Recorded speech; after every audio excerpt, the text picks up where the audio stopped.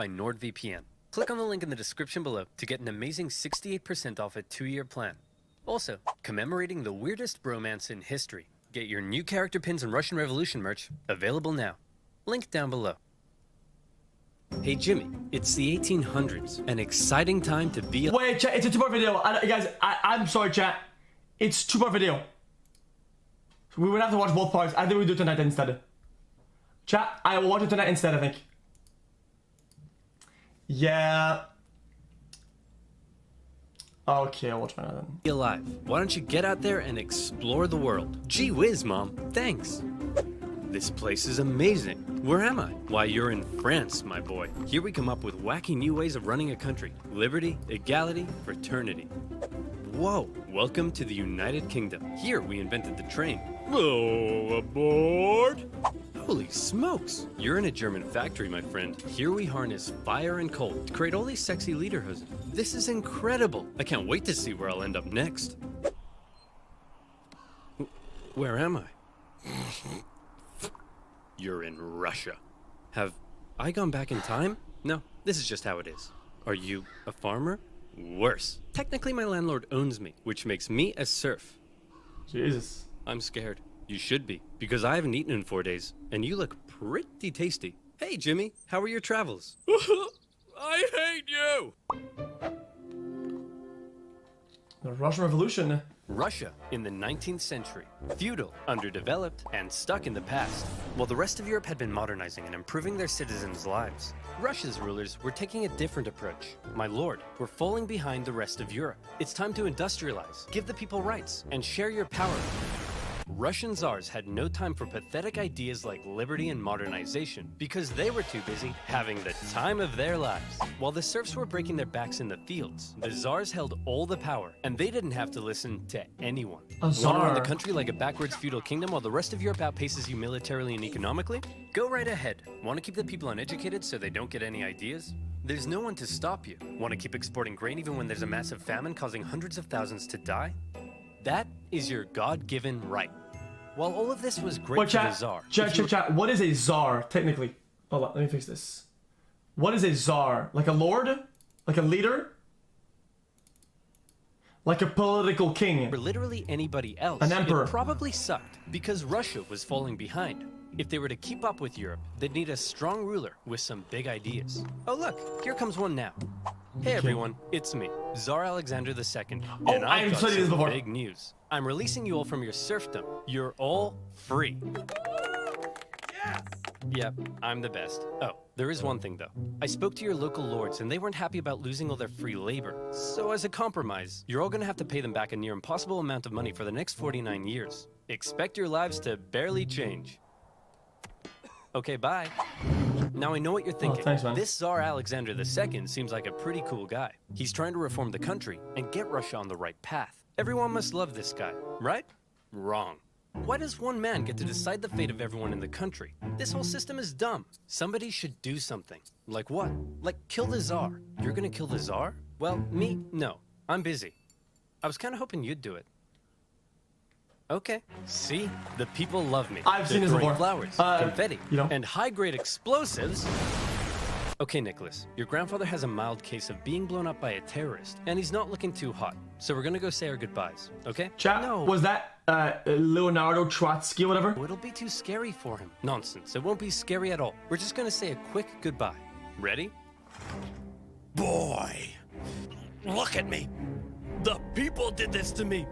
And one day, they'll do it to you! See? Wasn't scary at all. So Alexander II was dead, but luckily, they had another Alexander lying around, Alexander III, and he felt his dad's reforms had weakened the Tsar's authority.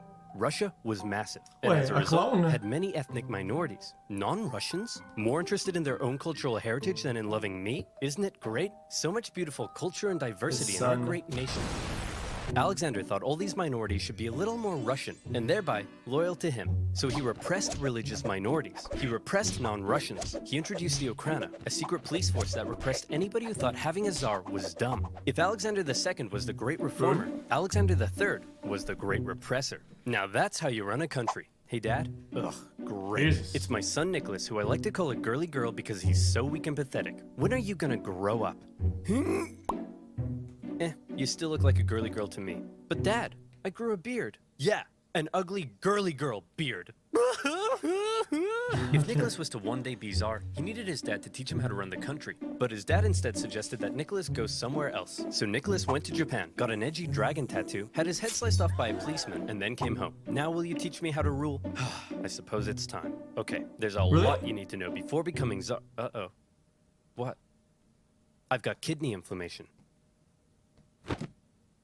Oh. Oh, no. Upon his father's death, a totally unprepared Nicholas II ascended to the Russian throne. He wasn't a reformer like his grandfather, nor was he a repressor like his dad. Nicholas was Nicholas. Timid, easily swayed, and more interested in doing whatever the hell this is. Or this. Or this. He wasn't ready to rule, and he himself admitted it, saying, "I'm not yet ready to be czar. I know nothing of the business of ruling." Bit of an awkward time to bring it up. However, Nicholas firmly believed that he was chosen by God to be Russia's big daddy. And while he doubted his ability to rule, he was going to give it his best shot. And hey, who knows? Maybe he wouldn't be so bad after all. To get things off to a good start, Nicholas promised free pretzels and beer to a huge crowd in Moscow to celebrate his coronation, so enticing a proposition to starving peasants that the ensuing stampede left nearly 1,500 people dead. What the hell happened? What? We're not sure, but you're Wait, what? crowd in Moscow to celebrate his coronation, so enticing a proposition to starving peasants that the ensuing stampede left nearly 1,500 people dead. What the hell happened? We're not sure, but you're scheduled to go party with the French at 8 o'clock. Shouldn't I stay here out of respect for the people? My When have Russians God. ever respected the people? If there was one or two dead, that's bad. Go But party with the French immediately tarnished his image. Some were calling him Nicholas the Bloody. The Tsars had been partying hard at the expense of the people for long enough. They'd emancipated the serfs, but failed to lift them out of poverty. They used their secret police to crack down on anyone who might criticize them, and they'd failed to modernize and give the people rights, something the rest of Europe had begun doing over a century ago. The rule of the Tsars was quickly becoming outdated, and more Russians began wondering if there was a better way. For many, the solution was simple. Just look to the West. Republics, democracies, and constitutional monarchies galore. But a small growing group rejected that for an even better idea, a little something they called communism. Take Vladimir Lenin, an intelligent member of Russia's middle class, and also a massive ill-tempered jerk. If you disagreed with him about anything, he wasn't afraid to call you out. You fat-headed, simple-minded, vapid, cockeyed imbecile! Tenderheart Bear is a far superior Care Bear to Bedtime Bear. And he was no stranger to political unrest either. His older brother was executed for plotting to kill the Tsar, and Lenin himself was expelled from university for participating in a student protest. But how did Lenin go from being a middle-class nerd to the arbiter of socialist divinity? Well, to tell that story, we first need to go back a few decades to when a man named Karl Marx wrote a manifesto explaining how capitalism is a system whereby the stinky bourgeoisie oppressed and exploited the working masses, and that only through class warfare could the workers rise up and instate a communist utopia. Now go back forward a few decades to Lenin reading that manifesto and loving it. But publicly admitting you loved Marx and not Russia's big daddy would get you the cruelest punishment imaginable. Exile to Siberia. Enjoy exile where you live with your why is wife. that saying Marx Pogja and Marx that Pogu? What? I don't get. Is it because of just his ideology? Oh, because his ideology leads to communism, whatever, because of the political implications or whatever. And people that don't agree with that will say weird chant. And people that agree with capitalism and don't agree will say it was a weird chant. Chill around town and secretly write socialist newspapers. Hey, that doesn't sound so bad. And your mother-in-law is going to live with you. No! Once Lenin finished his stint in Siberia, he left Russia for Europe, where he was free to hang out with other Russian Marxists and talk about how great communism was. Now today, you might hear the word communism and think of this. But that's not how intellectuals living under a tough czarist regime saw it. To them, communism promised a land where all were equal, where workers weren't exploited, and even people like you could get a girlfriend. So Lenin joined a party of Russian communists living in Europe, and he founded a communist newsletter that was smuggled into Russia to try to radicalize the people. However, not everyone in the Socialist Party agreed with Lenin. In fact, they disagreed with him on a lot of issues, and Lenin was so uncompromising that he caused a split in the party. During one conference, a heated debate broke out, and Lenin was unwilling to give an inch. You pig-ignorant, half-witted, fatuous morons! Cereal is a soup! Listen, Lenin, you're a smart guy, but you have no idea what you're talking about. We're out of here. All in favor of cereal being a soup? Hey, would you look at that? We're in the majority. So Lenin set up his own faction within the party he called the majority, or Bolshevik if you're speaking Russian. And the other faction became known as the minority, or Menshevik. And Damn, I studied that as well. Minority, and the minority in the majority. The Mensheviks were less radical, whereas Lenin wanted the Bolsheviks to be loyal to him and his uncompromising ideas. And if you weren't loyal, well then you're gonna get a big brain beatdown. Mensheviks worried that Lenin's attitude could lead to a one-man dictatorship. But come on, does this guy look like a dictator to you? For now, Lenin remained in Europe, writing his socialist newspaper and impatiently awaiting an opportunity to overthrow the Tsar and bring communist utopia to Russia. Cool. A free hat. Who the heck are you? I'm definitely not a Russian secret police officer spying on Marxists. Oh crap, I don't want secret police watching me. Then you, my friend, should use NordVPN. Do you like having your identity stolen? If yes, you need therapy. If no, you need NordVPN. NordVPN has thousands of super fast servers in 62 countries that you can connect to keep you and your data secure when using the web. It comes with a 30-day money-back guarantee and is now faster and more secure than ever with its brand new NordLynx technology. That was okay. Have you quarantine binged all of your favorite shows on Netflix? Well, with NordVPN, you can watch the Australian version. Or is one of the greatest videos on YouTube still banned in your country? I think you get the point. You can now get NordVPN with 68% off a 2-year plan for only $371 per month. Plus 1 month free. So click on nordvpn.com/oversimplified in the description below and get protected now. That's nordvpn.com/oversimplified. And as always, you'll be supporting my channel. Guys, so muchos arigatos. I don't want to ruin the mood, chat, but I have to ask. If things were a utopia, or if things were perfect the way they were stated, do those ideologies and philosophies actually make sense?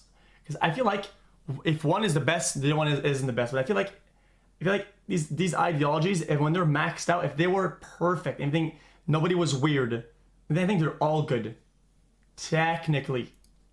But when they're applied empirically, they kind of burn. Mon petit pois. Now where was I? Oh yeah, a timid, easily swayed czar, a massive ill-tempered jerk, impatiently awaiting a communist revolution.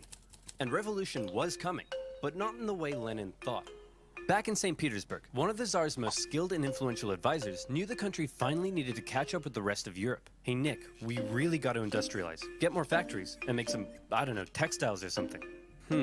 Won't that change the social fabric of Russia? Maybe. Hey, isn't it past your bedtime? But I haven't had my milk and snuggles yet. Will you snuggle me? Nicholas thought modernization was boring, but he let Sergei do his thing.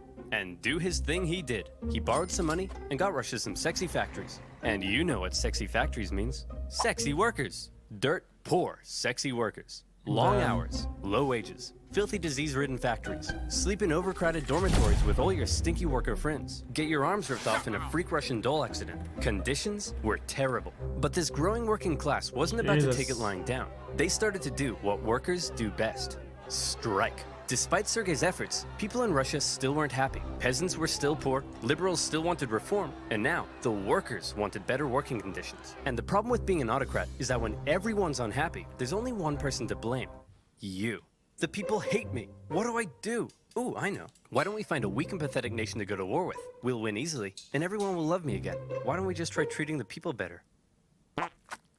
Oh. As luck would have it, an opportunity for war was forming in the Far East. Russia wanted to expand its sphere of influence into northern China, and coincidentally, so did Japan. But Japan didn't really want war, so they proposed an idea to reduce the tension. Hey man, we'll let you do your thing in Manchuria if you let us do our thing in Korea. I don't think so. We've got the largest army in the world. What do you have? I'm the Emperor of Japan. I have a giant mecha suit. Whoa. Cool. Really? Nicholas and the boys didn't see Japan as a threat, so they felt they could push Japan around. But little did they know Japan had been rapidly militarizing, and when they launched a surprise attack on a Russian fleet at Port Arthur, everyone was shocked. Nicholas hoped it was an opportunity to win a quick war and regain the support of the people. Nobody seriously thought a puny Asian country could defeat a European superpower, and the Russian people were filled with patriotic spunk. Hey everyone, we're at war with Japan!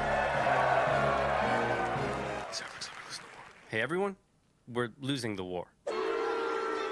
The Japanese won, an embarrassing defeat for Tsar Nicholas. Russia had enough problems, but now it had been internationally humiliated. GG. The public were outraged. Unrest increased. Nicholas needed snuggles now more than ever. The tension was rising rapidly, and Russia was on the verge of revolution. All it needed was one disaster to push it over the edge. And that disaster would come in January 1905 from an unlikely source, a handsome Orthodox priest named Father Gapon. Father Gapon was leading workers and their families to the Winter Palace, but this wasn't some violent uprising, it was a peaceful protest. They wanted to deliver a petition to Nicholas, which simply asked for more freedom and better working conditions. The protest was actually so peaceful and respectful that the Marxists thought it was a big waste of time. Hey Nicholas, some priest is leading a peaceful protest. Says here they want to give you a petition. A peaceful petitioning priest? I better get out of here. Nicholas had actually left the Winter Palace days earlier, and in his place, they brought in a truckload of troops, ordered to stop Father Gapon from reaching the palace. Hello, good sir, and long live the Tsar. Please, allow me to pass this simple petition to our dear father. They're not gonna Nicholas shoot, II. right? Good day to you too. Please, allow us to respond by opening fire. What began as a peaceful protest ended in tragedy. Imperial soldiers opened fire on the crowd. Around 200 civilians died, 800 more were wounded. All they wanted was the opportunity to ask Nicholas to improve their lives. Instead, they were met with bullets. Nicholas didn't personally order the troops to fire, but as an autocrat, he got the blame. The event became known as Bloody Sunday, and Nicholas's reputation plummeted. Strikes erupted across the empire. Workers' demands increased. Liberals demanded political power. Peasants demanded land. The country Chat in French, what do they call this? was out of control, and the 1905 revolution had begun. Listen, Nicholas, peasants seizing my land and murdering my family I can tolerate, but illegally chopping my wood, that's obscene. And the worse I treat my workers, the more they strike. I don't get it. Everyone relax. As long as the military is still on my side, there's nothing to worry about. Sir, the sailors are starting to mutiny. Well, my life just sucks. With Russia still losing to the Japanese, unrest was growing in the military, and some sailors had even taken to killing officers. Having the people against you was bad enough, but if the military joined in, it would be game over. To make matters worse, in October, workers and Marxists, including one Leon Trotsky, began setting up local elected councils called Soviets that coordinated strikes and supplied the workers. Sergei could see the writing on the wall. Things were going south fast, and he needed a big idea to save the Tsar. And luckily, he had just that. You see, all these angry people from different parts of society weren't really working together, meaning there was a weakness to exploit. Sergei wrote a manifesto that would give the liberals an elected assembly called the Duma. It took some convincing, but eventually, Nicholas agreed to share power and have his laws approved by an elected assembly. Hey liberals, here's your stupid manifesto. Happy now? We certainly are. But what about these guys? Aren't you gonna give them what they want? Oh, goodness no. I was just gonna kill them. With the liberals satisfied, and after ending the war with Japan, the Tsar brought thousands of troops home, who then dismantled the Soviets, arrested their leaders, and crushed the peasant uprisings in the countryside. And how about that pesky parliament Nicholas had agreed to share power with? Well, he then wrote a bunch of new laws, which basically said, hey, remember that manifesto I wrote and how you guys were gonna approve my laws? Slight change of plan. Actually, I'm gonna do whatever the hell I want, and you guys are gonna shut up. What? Why, The people won't stand for scammed this. them. People? What people? You know, this is why people don't like you. And just like that, Nicholas had survived the 1905 revolution. But wait, a revolution? In Russia? Where was Lenin? Well, Lenin and his communist pals were still in exile. He tried desperately to radicalize the uprising, but all he could do was watch. As the movements failed to organize, the liberals sold out the poor, and the Tsar outplayed the people. Furious, he believed Russia had missed a great chance for a real revolution. From now on, he felt the only way left was an armed revolution by the workers. Watching the events of 1905 unfold, Lenin learned a lot. The Tsar, however, would prove to have learned nothing. After the 1905 revolution failed, the Tsar's new top man was Pyotr Stolypin, and he had big ideas to prevent any more chaos. Step 1, reform agriculture. This'll make the peasants love you. And step 2, we'll kill anyone who doesn't. To discourage any more revolutionary ideas, Stolypin began to crack down even harder on the Tsar's opponents, and thousands were sentenced to death. The noose even earned itself a new nickname, Stolypin's necktie. I don't get it. Oh, I see, because it goes around my neck. That's so funny. But despite the oppression, many positive reforms were also being made, and the Russian economy even began to improve. This was a problem for Lenin. If the people weren't suffering, then they wouldn't support a revolution. Still in exile and lacking funds, the Bolsheviks simply weren't in a position to do anything. Luckily, it was around this time that Lenin met an incredibly handsome Georgian with your second favorite historical mustache, Joseph Stalin. Lenin and Stalin met at a communist convention in Finland, and Lenin liked Stalin because he was a real go-getter and was great at fundraising for the Bolsheviks. And by fundraising, I mean kidnapping, robbing, extorting, bribing, ransoming, assassinating, prison breaking, stealing, bank raiding, executioning, and stealing again. Hey, Stalin, Jesus! the Mensheviks aren't so hot in all this stealing, but we still need money. So the next time you do a big heist, just do it quietly. Okay, quietly. Got it. If this isn't quiet, I don't know what is. Stalin's wacky antics eventually got him exiled to Siberia, but he had established himself as a big balls Bolshevik. However, no amount of Bolshevik bulls could stop what was happening. The Russian economy was making a recovery. For the Tsar, things were looking up. This is great. All Nicholas has to do is sit back and not mess anything up. Hey everyone, big news. I'd like to introduce you to my new best friend. He's a crazy, drunken, beardy, horny, scandal-ridden magic wizard man, and he smells like a goat. We're screwed.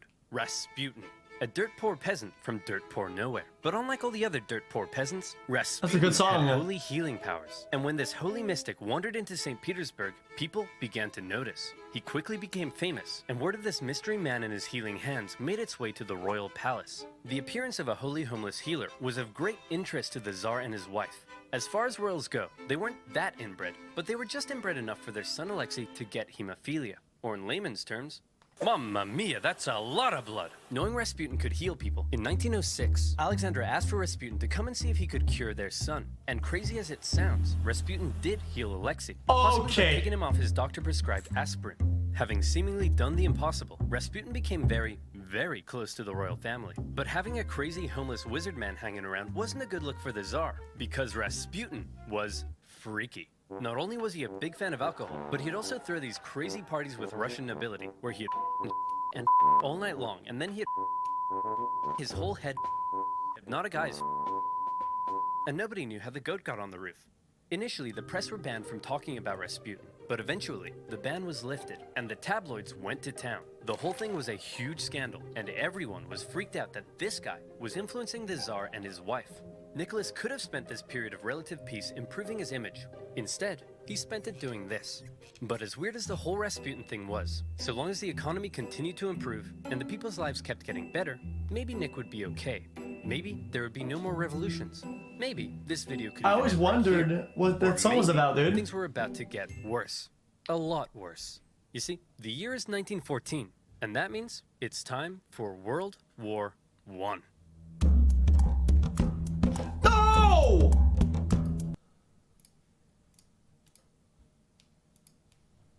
No more revolution. You know, chat, I will take off all the expectations out of today, okay? I just threw it out the window, dude, and just do whatever fuck it I did. Fuck it, I'll just watch it. While Nicholas had been busy playing with his new best friend, tensions in Europe had been rising. It just so happened that in 1914, one Archduke... Otherwise, chat, when we watch part 2, we're all gonna be fucking woozy and... Franz Ferdinand of Austria-Hungary went for a drive with the top down in Sarajevo. One thing leads to another, and suddenly Russia found itself at war with half of Europe. A wave of patriotism swept through Russia. The capital was renamed to Petrograd because St. Petersburg sounded a bit too German. Even revolution... But chat, I need a Coke. I'm having caffeine withdrawals. Hold up.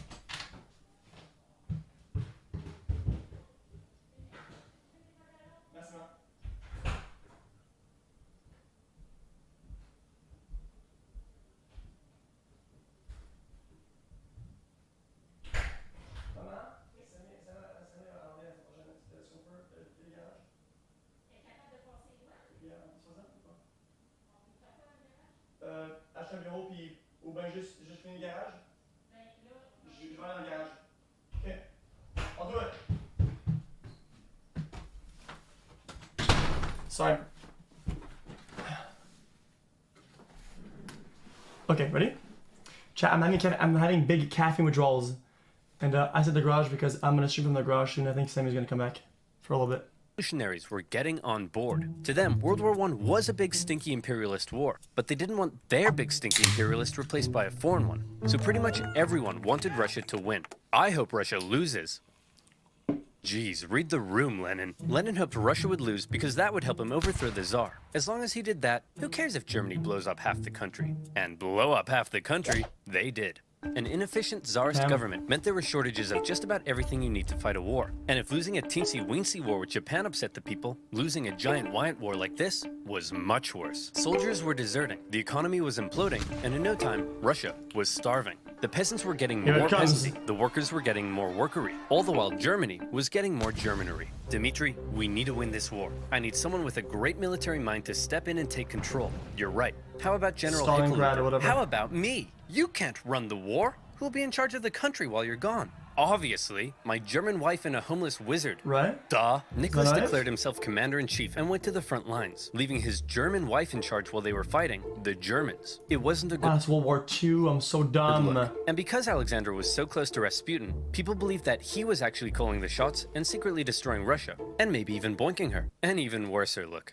At this point, a bunch of nobles just couldn't take it anymore. Rasputin is destroying the country. We have to break his magic spell over the Tsar. But how? He's magic. Dude. Oh, big party.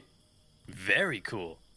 Hey, it's Rasputin. The sexy party is running a little late, but in the meantime, why don't you try one of these totally not poisoned cakes? Dude, why'd you say it like that? He's totally gonna know they're poisoned now. Shut up. I said they're not poisoned.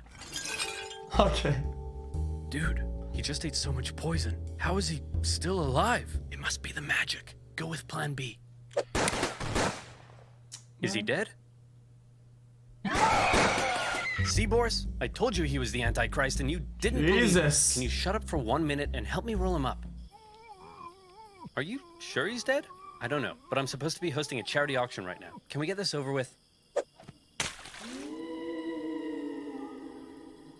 Okay, now he's dead. The murder of Rasputin, just like his life, is shrouded in mystery and speculation. He probably didn't really die like that, but he also probably didn't really heal people. He probably didn't influence the Tsar as much as people thought. He probably wasn't secretly destroying the country. But what he definitely did do, even in his death, was ruin the Tsar's reputation.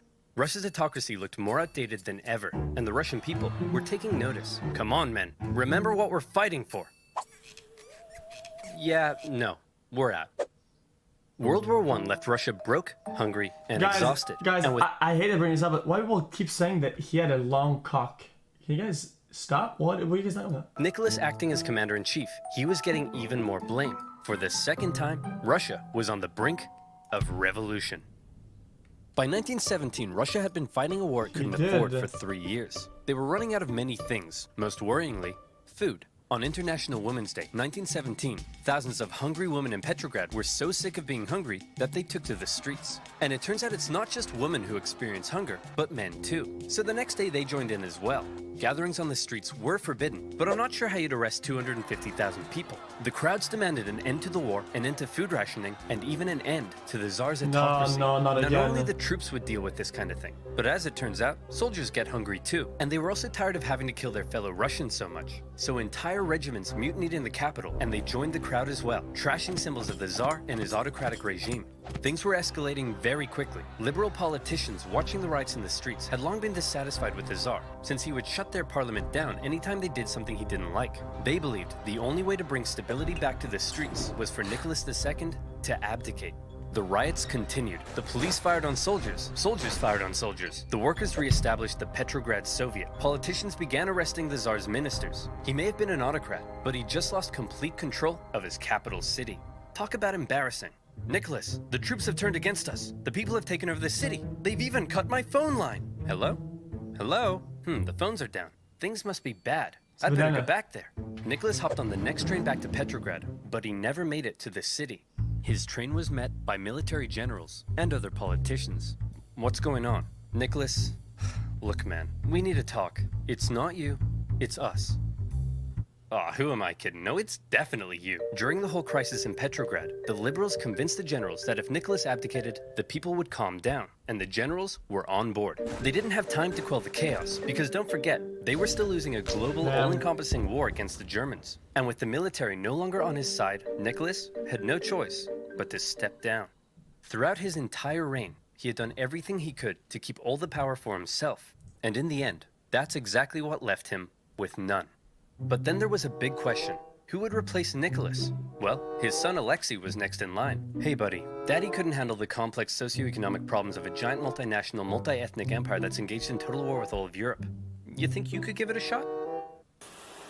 Alexei just wasn't ready to be Tsar. Nicholas did have a brother, but given the state of the empire, he wasn't keen either. And so, 300 years of Romanov rule in Russia just kind of came to an end. The earlier 1905 revolution hadn't changed much, but this new revolution had left Russia without a Tsar. And still, before the year was over, there would be one more revolution left to come. Nicholas's failure as commander of the armed forces was the final straw that broke the camel's back. Do you think maybe you could have done any better? Well, guess what? It's time to find out. In Rise of Kingdoms. Rise of Kingdoms is an epic, massive multiplayer, free-to-play, real-time strategy game. Choose from 11 historical civilizations, including Rome. Guys, it's his video. I'm gonna let it play. You can form alliances with Also, other players. I'll take the opportunity to say this is from OverSimplified, and this is a really good. Oh, look, it's Master He Tactician talks about ranging and Handsome topics General from history, Alexander and they're actually really well If you made, want my and they're advice, usually the pretty troop is the accurate. most important chess piece I'm not in a gonna skip battle. it. In Rise of Kingdoms, each troop can be controlled. To win a battle, you need to utilize careful all positioning through something. unique troop formations, while using terrain to your advantage. I literally won the Battle of Gaugamela with fewer troops by using And superior here's a new video. strategy. Don't You're watch it wrong. here. Joan Watch it there. Arc. That's right, noob. Listen up. I'm about to drop some knowledge. The commander's skill is way more important. Each Rise of Kingdoms commander has their own unique skill. Look at me. I've added attack and defense buffs But to open my troops. stream and then tap it, and I'm mute it also so able I to keep the cure viewer. my wounded soldiers. And use it to find And it's I can free. increase their wood gathering speed by 10%. Not as cool, but okay. In Rise of Kingdoms, the decision is yours. Now go ahead, choose your favorite real historical figure and lead your troops into real-time battle. Download Rise of Kingdoms now for free by clicking on the link in the description below. Join me and 50 million other online players and guide your civilization from a lowly clan into a great empire. Now where was I? Oh yeah. Hungry woman, absolute chaos, and the end of the Tsar. Oh, hey guys. Says here there's been a revolution, and the reign of the Tsars has ended. Oh, come on! I missed another one? Why am I even in this video? Well, it's not like you could have done anything. As long as there's a world war, you can't get back to Russia. Who wants to start a revolution? Dang it! Despite getting rid of Nick, Russia was still at war with half of Europe. The Germans, however, had an idea. They thought that if they helped Lenin get back, he would cause trouble for the new Russian government. So they put him on a train. Destination, Petrograd. It was a long journey, and while Lenin was cooped up in his train, things in Russia were changing. Workers were taking control of their factories. Soldiers were socking it to their mean old officers. This guy's dedicated. Without a Tsar, a big old power vacuum had opened up, and someone needed to fill it. The liberals proposed they be in charge, and they set up the provisional government. The workers, however, had already begun establishing local Soviets, largely controlled by the social revolutionaries and the Mensheviks. And since neither felt like they had the power to oust the other, Russia ended up in a classic dual power conundrum. The two coexisted, with the provisional government becoming the official government, and the elected Soviets issuing orders to the workers and soldiers. This power balance was delicate, and all it would take is one bold kinda weird. revolutionary to come along and give everyone a big-brained beatdown. Chat. Oh boy. I don't want to interrupt the video, but does that mean that this would be like like Democrats and Republicans, whatever, and they like split the job instead of sort of pseudo agreeing on thing or something? No. Lenin's coming home. I can't wait for him to see all the great things we've accomplished. And I'm gonna show him my fan art. Oh look, here he Oh, comes pseudo now. government splitting the job then.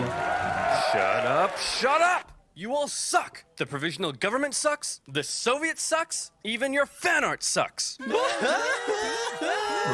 does he have to be so mean? In case you couldn't That's tell, how I feel. Lenin wasn't a fan of everything that had been happening. In his April theses, he called the provisional government and the Soviets a bunch of big bourgeois bozos. And he kinda had a point. There was still a lot for the Russian people to be mad about. The provisional government hadn't got Russia out of the war, the people were still hungry, and the peasants were still hoping to get more land. Meanwhile, the Soviets hadn't done much to change things either. But even though they weren't perfect, a lot of people did like what the new government had been doing. There was progress. The secret police were disbanded, the death penalty abolished. They even planned to hold elections, meaning for the first time ever, the Russian people could choose their own government. To many, Lenin seemed like some out-of-touch weirdo. If Lenin wanted to go from whiny irrelevant zero to a hunky communist hero, he'd need to shake things up a bit. So he and the Bolsheviks came up with a hot new slogan that promised to give the people what the provisional government wouldn't. Peace. that the hammer? Don't like war? We'll end it. Land. You want land? We'll give it to you. Bread. Hungry? Scooby-Dooby-Doo. Lenin also called for all power to the Soviets, which meant getting rid of the provisional government and having the Soviets run the place. A communist dream. The people liked these slogans, and bit by bit, the Bolsheviks became more popular. The hammer and Some sickle. Mensheviks even began switching sides. But even though the people thought Lenin's slogans rocked, as long as the provisional government didn't mess up, they'd continue to support it. So let's check in on the provisional government. Oh, provisional government, you've made a big mess. The provisional government lasted for just 9 months, but those 9 months were chaos. The people wanted Russia out of World War I, but Minister of War Alexander Kerensky thought instead of doing that, why not do the exact opposite? If the people saw more Russian victories, they'd have to support the new government. And that went just about as well as you might expect. These heavy defeats worsened the Russian economy and made the hungry people hungrier. And by now, I think you know what comes next. They trashed the place. More looting, more rioting, more violence. It was like the Tsar had never abdicated. Tens of thousands of armed workers took to the streets during some of the worst violence Petrograd had seen yet, tells from the violence. But the crowds marched under Bolshevik slogans, and as a result, Kerensky, now the prime minister, took the opportunity to stamp down on the Bolsheviks. Their leaders were arrested. Lenin was Wait, that wasn't a real picture, right? They didn't even have cameras at the time. Did somebody just draw it? accused of being a German agent, and he was forced to flee to Finland in disguise. This sucks! Now I'll never get to have my revolution. Why are you wearing a dress? It's a disguise, idiot! And it makes me feel pretty. Kerensky had successfully dealt with the violence, but he just couldn't catch a break. This increasing support for more extreme forms of socialism, along with the poor handling of the war, alarmed traditional liberals and bougie business boys. To appease them, Kerensky decided to promote a military legend to Supreme Commander of the Armed Forces, someone who hated the revolution, loved the death penalty, and was devoutly anti-socialist, General Kornilov. Hey man, thanks for the promotion. That was real swell of you. Of course, with you by my side, who would dare try to overthrow me? How about me? I did not see this coming. Unfortunately for Kerensky, Kornilov hated the liberal and socialist reforms of the new government, particularly the dumb socialist soldiers' committees. The army was no place for undisciplined left-wing snowflakes. Fearing a Bolshevik takeover was imminent, Kornilov ordered his men towards Petrograd to oust the Soviet and take over. Kerensky freaked out, and he needed help. Since he knew Trotsky was finger-licking good at organizing, he and other Bolshevik leaders were released, and they, along with the Soviet, organized the defense of Petrograd. Kornilov had the power of soldiers, but the Soviet had the power of workers. And they did what workers do best. Railroad workers diverted Kornilov's men away. Telegraph workers messed with his communications. They even infiltrated his forces and encouraged the demoralized men to desert. They were also armed en masse, but in the end, no fighting was necessary because Kornilov's coup just fell apart, and Kornilov was sent straight to prison. Damn. Everything was coming up Kerensky. Hey, thanks for the help, boys. Couldn't have done it without you. Now that there's no longer any threat, how about you, return all those guns I gave you? No. No. Oh, no! In order to kill a rat, Kerensky had just given a gun to a bear. A Bolshevik bear. The whole affair was a huge propaganda win for them. They had defended the revolution, and their popularity skyrocketed. They found themselves elected to the Petrograd and Moscow Soviets, with Trotsky even becoming chairman in Petrograd. They were now in a very powerful position. Almost powerful enough for Lenin to return home from Finland and finally stage his long-awaited communist revolution. The Bolsheviks began planning their takeover of the Russian government. Some got cold feet and began arguing against Lenin's armed revolution in favor of a more peaceful approach, and they even wrote newspaper articles about it, which kind of gave the whole scheme away. The Bolsheviks are planning an armed revolution? I did not see this coming. Kerensky began arresting Bolsheviks, and as a result, Lenin and the boys felt they had no choice but to commence the revolution right now. Lenin was back in Petrograd, but was still in hiding, so Trotsky got the ball rolling, using his position as Soviet chairman to organize the Bolshevik militias. Now, if you were to ask Soviet artists, the revolution went something like this. As much as they would like you to think it was a glorious, violent, heroic takeover, the truth seems to be a little more underwhelming. The Bolsheviks just kind of walked into key buildings in the city and took control. Bolshevik supporting sailors even brought in a huge battleship, but there wasn't really any fighting. Nobody really tried to stop them. In just one day, they took control of the city. Next, Kerensky just managed to escape before the Bolsheviks surrounded the Winter Palace, placing the provisional government under siege inside. Is it safe to come out yet? I think so. Fear my revolutionary might! Gimme that. That night, Lenin came out of hiding to play a bigger role in the revolution. With him back at the helm, they had one more job to do: storm the Winter Palace and arrest the provisional government. And here comes the final showdown. The palace was defended by a force known as the Battalion of Death, who immediately gave up. And just like that, Lenin had won. As far as violent, bloody revolutionary uprisings go, this wasn't really one of them. But Lenin was finally in charge of Russia. He had spent his whole life dreaming of this moment. He set up the first Council of People's Commissars, his own cabinet, with him in charge. This was it, his chance to finally make his communist utopia with equality and freedoms beyond compare. Hey Lenin, before we took power, they were planning on holding elections. Shall we go ahead with those? Of course. You can't have a communist utopia without high levels of political participation. The proletariat should be free to elect who it. What? The social revolutionaries won. We lost. Those don't count. Lenin claimed the elections were unfair, and the Constituent Assembly they created was counter-revolutionary. He presented the new assembly with a motion that basically said, sign here and give up your power. And when the assembly was like, no, Lenin said, see, they're disobeying me. Proof they're counter-revolutionary. Shut it down, boys. Moderate socialists and others weren't happy when Lenin had the assembly closed by force, and when campaigners began taking to the streets, they were fired upon. For Lenin, setting up a communist utopia was looking suspiciously like setting up a dictatorship. While he was implementing many of the communist policies you'd expect, he was also refusing to work with other political parties and cracking down on opposition. Hey Lenin, are you setting up a dictatorship? I'll shoot you if you are. Of course not. What a crazy theory. Anyway, I'm pleased to announce I'm setting up a secret police force to repress and kill traitors. And by traitors, I of course mean anyone not loyal to me. Owie, owie, owie, owie, owie. The assassination attempt made on Lenin's life in August 1918 failed, but in response, the Bolsheviks ramped up their oppression.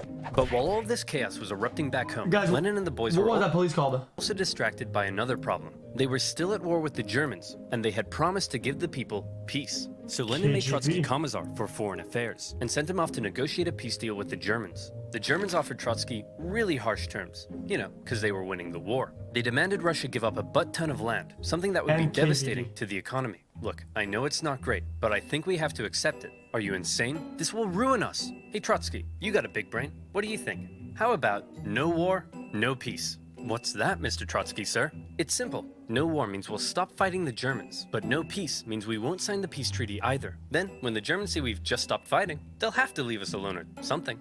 Trotsky, that's genius. I could kiss you. Do you want me to kiss you? Stop asking me that. Trotsky's no war, no peace plan was a huge success. Oh, wait, no, just kidding. It went exactly as you'd imagine. When the Germans saw the Russians had stopped fighting, they slammed 700,000 troops deep into Russian territory with no resistance. Now, the new peace treaty offered by the Germans was way worse, with Russia losing a huge amount of territory, population, and resources. The Bolsheviks had no choice but to accept, and Russia was humiliated. With Petrograd now in an exposed position, Lenin moved the capital to Moscow, just in case. Things really weren't going well for Lenin, and many people were extremely unhappy with the Bolshevik government and its actions. Lenin, you've pissed off so many people that they've united against you. We're under attack. Relax, we always expected some counter-revolutionary pushback. I think we can handle a few angry Monopoly men. But Lenin, it's not just the Monopoly men. Okay, who are we up against? Well, the liberals, the social revolutionaries, national separatists in Poland, Finland, and the Ukraine, independent warlords setting up chiefdoms, anarchist rebels, the Green Peasant armies, the Cossacks, the Caucasian states, the Baltic states, the British, the French, the Americans, and the Japanese. Oh, and a legion of Czechoslovakian soldiers seem to have taken over the Trans-Siberian Railway and stolen all the imperial gold reserves. What? How could this get any worse? Oh, and it says here your mother-in-law is coming to stay. No! A variety of anti-Bolshevik forces had united together to topple Lenin's government, and Russia descended into a full-blown civil war. Now, the Russian Civil War was extremely intricate and would really need its own video, but essentially, the anti-Bolshevik white movement gained control of vast, underdeveloped areas, while the Bolshevik Reds controlled the industrial heartland. Using this to their advantage, along with the surprising military genius of Trotsky and the shocking disorganization of the White Army, the fortified Red Army gradually came out on top. It was an absolutely brutal conflict, with both sides committing horrendous atrocities. To maintain order at home, the Bolsheviks began the Red Terror, and the secret police would execute tens of thousands of suspected traitors. No one was safe from the violence, not even Nicholas himself. You've probably been wondering what Nicholas has been up to this whole time. Well, after his abdication, he and his family were placed under house arrest. At first, they were allowed to live in their usual luxury, but after Lenin took over, their conditions worsened. The Bolsheviks were just holding on to Nick until they could work out what to do with him, but the Civil War complicated things. The last thing they wanted was for Nick to be freed by the White Armies, and so, to stop this from happening, Nicholas's Bolshevik guards decided to act. It's not entirely certain whether Lenin ordered it or if the guards were acting on their own volition. But on July 17th, 1918, with White armies approaching, they woke Nicholas and his family in the middle of the night and brought them into the basement. There, a drunken squad of Bolsheviks murdered the entire family. Nicholas, the last Tsar, once one of the most powerful men alive, had met a brutal end. But after years of fighting and millions of deaths, Trotsky and his Red Army came out victorious. Wow, that was a close one. Okay, back to creating a communist utopia. How are we doing on that? Well, the Civil War helped create a massive famine and about 5 million people starved to death. There's massive inflation and the ruble is worthless. Hundreds and hundreds of kilometers of railway track have been destroyed. Disease and epidemics have killed 3 million. The population of Moscow and Petrograd has collapsed. Life expectancy has plummeted. Sailors in Kronstadt are rebelling. People are freezing to death in their own apartments, and life has been reduced to a constant search for food and shelter. Whoa. Is it Stalin time? Well, this just means I'll have to work twice as hard, day and night, to save the country. Nothing will stop me, short of a couple of sudden strokes. Get the doctor. One thing you have to keep in mind is that everything I've been talking about, the Civil War, the assassination attempt, and Lenin's struggle to maintain control at home, were all happening around the same time, and it must have been extremely stressful. Lenin began getting headaches, insomnia, and in 1922, he suffered 2 separate strokes. As the Soviet Union was officially declared under a strict one-party system, Lenin's health continued to decline, and his ability to lead the Communist Party went with it. Everybody assumed Trotsky would succeed him. He was a great speaker, he'd won the Civil War, and he had a dope-ass train. The last person anyone expected to take over was Stalin. Stalin wasn't a great intellectual like Lenin, or a charismatic war hero like Trotsky. He was, as one Menshevik described him, a gray blur. Someone who operated in the background. Someone who you might not even notice. But it was in the background that Stalin would rise to power. Here's how it happened. After the revolution, all the Bolsheviks hoped to get a cool job in the new government. What did you get? Commissar for War. Sweet! What'd you get? Secretary. Stalin was made general secretary for the Communist Party. It wasn't what he wanted, but Stalin quickly realized that even though it wasn't fancy, it was a powerful position. As secretary, he had the power to give people jobs within the party. So he would give jobs to all of his pals, who in turn would give him their support. The more pals he gave jobs, the more power he got. The more power he got, the more pals he got. Lenin may have been having wall-to-wall strokes, but he was still involved in the party, and he was taking notice. He wasn't a fan of Stalin abusing his position, or insulting his wife to her face. Lenin knew he couldn't let Stalin take over, but by this stage, he was just too sick to fight it. Hey man, tell whoever's in charge of giving people jobs not to let that jerk Stalin become the next leader. By the way, who did I put in charge of giving people jobs? That would be Stalin, sir. Yeah. Oh, what? Timing! He's Deja vu. Lenin's last wish was to not let Stalin take over, but by the time he died, Stalin was too powerful to remove. He had his remaining opponents arrested or killed. Trotsky was banished and fled to Europe. Eventually, he would be assassinated by Soviet spies in 1940. Our dear comrade Lenin has died. We should have a state funeral. No. Let's mummify him and put him on display so people can look at his dead body forever.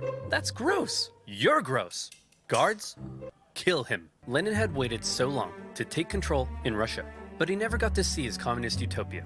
His short time in charge was spent dealing with the destroyed Russian economy, World War I, and the Civil War. He was cruel and merciless, but he really did seem to believe communism would make Russia a better place. Stalin, on the other hand, would take the Soviet Union down a different path. If you thought Lenin was a tyrant, well, you ain't seen nothing yet, girl. A secret police state, a rapidly militarizing superpower led by a paranoid man who deeply distrusted the West, would see the world come to the brink of nuclear annihilation. That's right, I'm talking about...